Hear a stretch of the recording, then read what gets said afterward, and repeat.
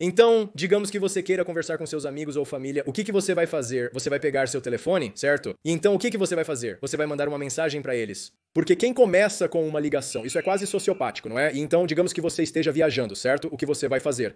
Em algum momento, você provavelmente usará o emoji da bandeira do país em que está. Se estiver no Brasil, provavelmente usará o emoji da bandeira brasileira. Na Malásia, é comum usar o emoji da bandeira do país. Agora, vamos supor que você está indo para algum lugar fora do comum e, de alguma forma, acaba no país menos visitado da África. Você tenta encontrar o emoji, mas não consegue, então decide ir à biblioteca de emojis para tentar encontrar a bandeira. Sabe, geralmente quando você digita as primeiras letras do país, o emoji da bandeira é uma das opções. Então você digita Guiné.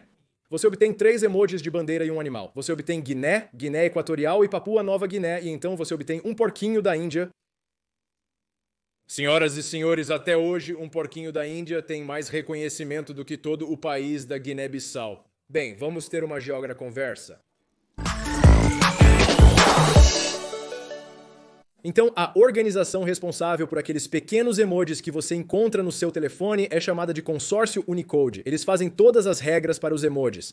E até hoje, por algum motivo, a Guiné-Bissau é provavelmente a bandeira de emoji mais difícil de encontrar porque não tem um texto padrão. Você tem que digitar o nome inteiro do país com o hífen para encontrá-lo. Você pode encontrar o emoji da bandeira do território britânico do Oceano Índico mais facilmente do que o da Guiné-Bissau. Tudo que você tem que fazer é digitar Brit e ele aparece. Lembre-se, o território britânico do Oceano Índico nem sequer é um país. Não é. É um território do Reino Unido que nem sequer tem uma população permanente. Apenas uma população rotativa de cerca de 3 mil militares. Isso é mais fácil de encontrar do que um Estado-nação totalmente soberano e plenamente reconhecido de mais de 2 milhões de pessoas. Não é loucura? Sei que é algo pequeno e as pessoas não pensam muito nisso, mas esse tipo de coisa me enlouquece, sério. Fico todo agitado, cara. Bebi isso muito rápido, já que Svinô não apoia o consumo de álcool por menores. Se você é menor, não beba, mas eu sou maior, então posso. Sempre dou esse aviso. Enfim, vamos ao tópico do vídeo. Então, durante Deus sabe quanto tempo, a Guiné-Bissau geralmente está entre os 3 primeiros, geralmente em primeiro, nos países menos visitados de toda a África, e geralmente também está entre os mais altos do mundo inteiro. Então, eu tenho sido fascinado pela Guiné-Bissau há muito tempo, e parcialmente porque qualquer grau de notoriedade ou prestígio que eles parecem ser capazes de construir ao longo dos anos sempre parece ser escondido do olhar público. Existem muitos fatores e razões para isso, e tenho minhas próprias teorias e observações que gostaria de compartilhar. Mas, em resumo, se eu tivesse que resumir, eu diria que provavelmente um dos maiores fatores determinantes seria o fato de que eles têm a composição física mais infeliz de quase qualquer país do mundo. É como se este país tivesse tudo errado a seu favor. E eu odeio... é como eu sinto pena deles. E é louco porque eles têm uma costa, eles têm acesso ao oceano, mas é como um acesso difícil, sabe? Estamos nos adiantando. Para aqueles que não assistiram ao episódio da Guiné-Bissau, não se preocupe se você é novo no canal. Não é necessário assistir para entender. Se você é um assinante antigo, como ousa não assistir? Tenho grandes expectativas dos meus fãs. É melhor ter assistido, eu juro. Para os novos espectadores deste canal que não conhecem a Guiné-Bissau, aqui vai uma breve introdução. Para começar, é um dos poucos países lusófonos do mundo. Isso significa que eles têm o português como uma das suas línguas oficiais, mas poucas pessoas realmente o falam, apesar de deverem. O ponto é que, em um determinado momento, eles estavam sob o Império Português. Então, se você retroceder no tempo e olhar para o mapa da África colonial e descobrir qual potência europeia assumiu o quê, você notará que a Guiné-Bissau é apenas um pequeno ponto cercado principalmente pela África de língua francesa. Seu vizinho mais próximo que fala português, um país lusófono, é na verdade Cabo Verde, no Atlântico. Eles na verdade foram um país com Cabo Verde em um determinado momento, mas depois se separaram. Cabo Verde tem uma história peculiar. Eles sabem fazer as coisas do seu jeito e chamar a atenção, com praias incríveis e pessoas super atraentes. Quer dizer sim, estou apenas dizendo. Mas de qualquer forma, de volta à Guiné-Bissau, também tem uma coisa realmente estranha. Se você olhar para o mapa, eles têm um pequeno enclave destacado bem no canto noroeste do país que toca o Senegal. E é tão louco porque essa estrada está bem na fronteira do Senegal e da Guiné-Bissau. Você pode arrastar o pequeno homem amarelo e fazer uma visualização em primeira pessoa nesta estrada obscura. E se você for até o final da estrada e virar à direita, e então dar zoom na placa logo atrás do forno de barro, você verá que a placa diz República da Guiné-Bissau. Essa estrada está na fronteira, como se não houvesse posto de controle. É apenas uma aldeia. As pessoas à esquerda são vizinhas das pessoas à direita. Elas são da Guiné-Bissau, enquanto as outras são senegalesas, mas não se importam com isso. São apenas pessoas em uma aldeia que aconteceu de viver bem na fronteira. E os prédios estão bem ali e estão separados, mas isso realmente não importa. Não tenho certeza sobre o sistema político nesta pequena aldeia dividida pela fronteira. Desconheço se pagam impostos separados para cada país. Não sei explicar, mas é interessante observar no mapa o pequeno enclave da Guiné-Bissau dentro do Senegal. Então aqui está a coisa estranha sobre a África. Se você afastar o zoom e olhar para o continente inteiro e depois voltar a dar zoom no lado oeste, quase toda a costa é suave, com poucas regiões insulares ou ilhas. Isso porque geologicamente realmente não há muito acontecendo que permitiria a formação de ilhas. Então, além de Cabo Verde e a Linha dos Camarões, que tem as 4 principais ilhas, Annabon, São Tomé, Piritipe e Bioko, pertencentes à Guiné Equatorial, além dessas 2 áreas não existem verdadeiras falhas tectônicas que possam criar ilhas vulcânicas. Tipo, a maior parte do continente africano fica bem no meio da placa africana até chegarmos à falha do leste africano. Então é como se praticamente tudo no continente africano, exceto pelo lado leste, estivesse livre de atividade geotérmica. Tipo, o continente inteiro é mais ou menos apenas uma grande massa. Não há muitas falhas dividindo-o ou se chocando umas com as outras. Mas então você chega a Guiné-Bissau e percebe que há um pouco de anonimato. Anomalia, estou fora de forma. Anomalia, que diabos tem nisso? De qualquer forma, ao contrário da maioria das outras partes da África Ocidental, parece haver uma grande seção de áreas insulares fora da costa apenas para a Guiné-Bissau. No entanto, essas não são ilhas vulcânicas porque não há uma linha de falha que passa por essa área. Então, o que são elas? Dê as boas-vindas ao arquipélago dos Bijagós. Elas são essencialmente os remanescentes de um delta de rio completamente inundado, porque a Guiné-Bissau tem o que eu gosto de chamar de complexo de Bangladesh. O país inteiro é essencialmente construído em um estuário de rio aberto, principalmente dos rios Geba e Corubal. Isso pode ser meio problemático quando se trata de desenvolvimento. A propósito, ligeiramente relacionado, mas ainda assim desviando um pouco do assunto principal. O arquipélago dos Bijagós, esse é um lugar muito interessante. Eles foram habitados por um grupo implacável que lutou contra os portugueses por muito tempo, sendo anexados formalmente apenas em 1936. É tão louco que as Ilhas Bijagós nem sequer pertenciam a Portugal até 1936, quando tudo mais já era por mais de 100 anos. Eles eram lutadores, cara. Então, de volta ao continente da Guiné-Bissau e ao principal tópico que desviamos. Então, se você olhar para a Guiné-Bissau a partir de imagens de satélite, basicamente parece assim. Parece uma grande, sólida e esverdeada massa de terra. Mas, na realidade, é mais assim. O país inteiro está praticamente situado em grandes pedaços que são meio que divididos horizontalmente em fatias, separados por rios largos, a maioria dos quais não tem pontes. Por que isso? Porque as pontes, especialmente as que acomodam veículos, são muito caras. O custo para construir uma ponte de travessia de rio de tamanho médio pode ser equivalente ao de pavimentar 100 milhas de estrada. As pontes são caras, o que dificulta muito o transporte doméstico e internacional. A maioria das travessias de rios só é acessível por balsas e poucas delas acomodam veículos. A maioria das balsas são pequenas canoas motorizadas para carga leve e passageiros sentados. Esse é o problema.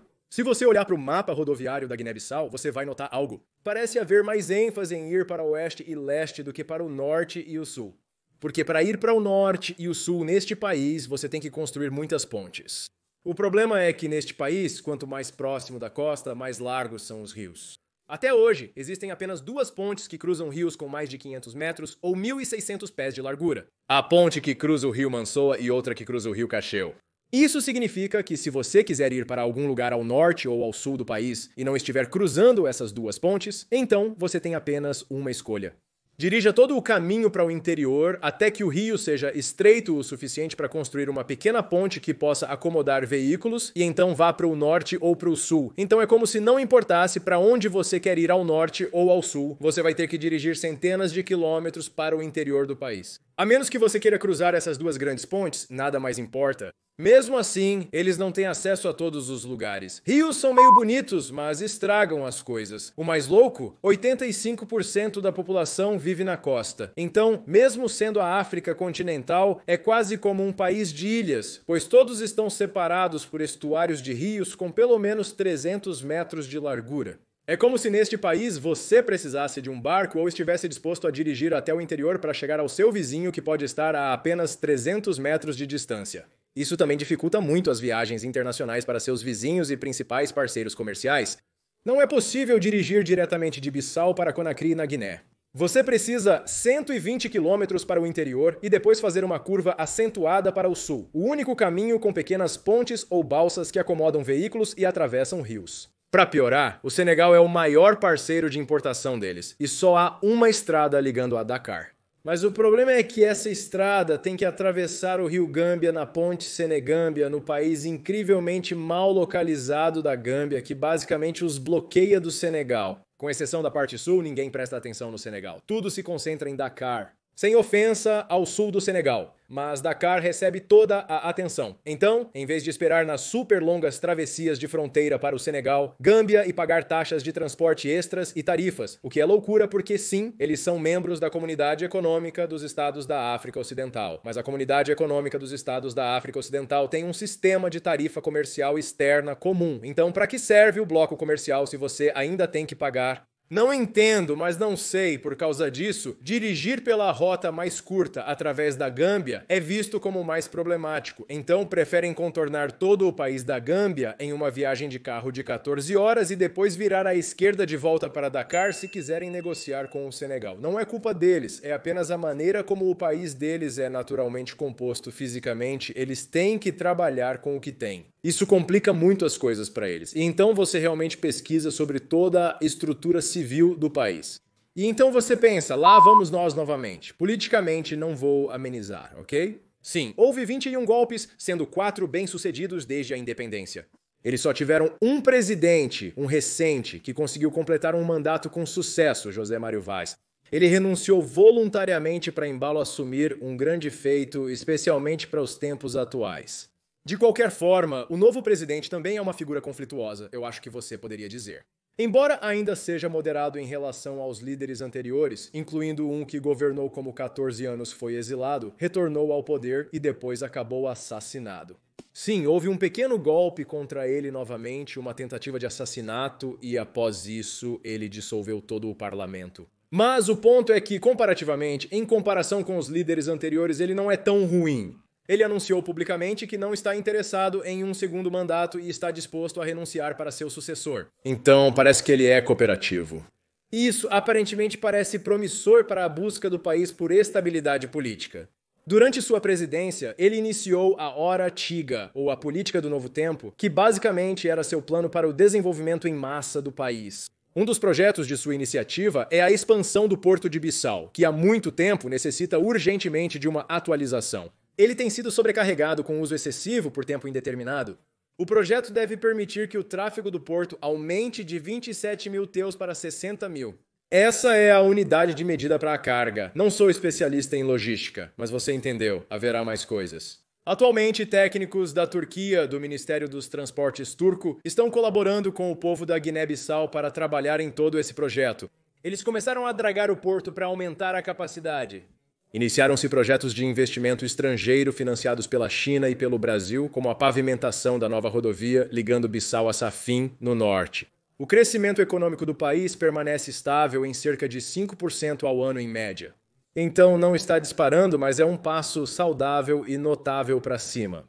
O Banco Africano de Desenvolvimento prometeu United States dólares dos Estados Unidos 100 milhões para a construção de pontes visando maior conexão com o Senegal. Além disso, há projetos para desenvolver o Porto de Buba, impulsionando o comércio no sul do país. Especula-se também que eles poderiam ter reservas de petróleo não exploradas em sua costa, o que abriria outro leque de possibilidades caso descoberto. É como se houvesse projetos a caminho. Espera-se que seus políticos aloquem adequadamente os fundos para o desenvolvimento. Vamos ver o que acontece, mas meio que parece que, apesar da constituição física que os impede de progredir, eles estão tentando fazer coisas.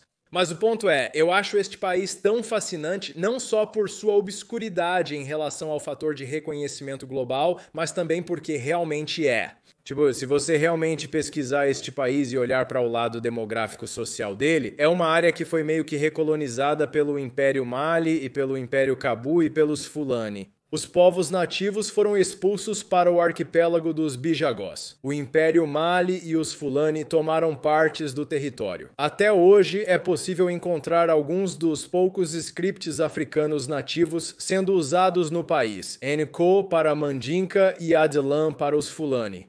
Na África, poucos países têm scripts nativos e indígenas, mas a Guiné-Bissau tem 2. Os povos do arquipélago dos Bijagós, que lutaram contra os portugueses, são os nativos expulsos do Império Mali.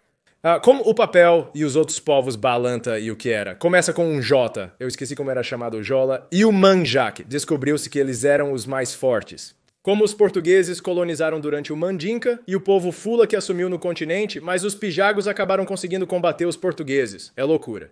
É como se a história deste lugar, a cultura, eles tinham reinos. Se você for ao arquipélago Bijagos, ainda pode ver alguns dos remanescentes. O reino Papel, o povo Jola. Existem tantas coisas loucas, legais e escondidas, mas ninguém está prestando atenção nelas. Eu sei que parte disso se deve ao subdesenvolvimento, mas ainda assim, dê a este país uma chance. Então, com isso, quero terminar este vídeo fazendo uma concessão ao consórcio Unicode.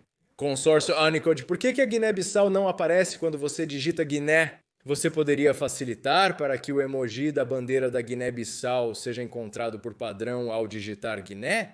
Consórcio Unicode, por favor, resolva esse problema. Porque a Guiné-Bissau precisa de mais amor, e eles precisam de mais reconhecimento. E, no mínimo, deixe-os encontrar facilmente o emoji da própria bandeira, está bem?